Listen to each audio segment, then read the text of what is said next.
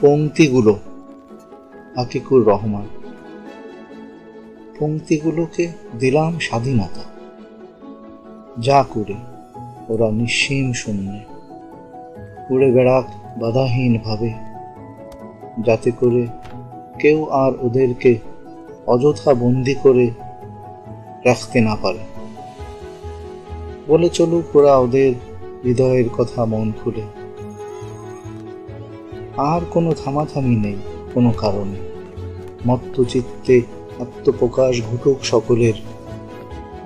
বিমূর্ত আকাঙ্ক্ষায় রাঙিয়ে দিক বহুকাল না চলা পথগুলি। হৃদয়ের মোর্চাগুলোকে ঘষে ফেলে দিয়ে শানিত করে ফের আবার দিলাম পংক্তিগুলোকে ছেড়ে।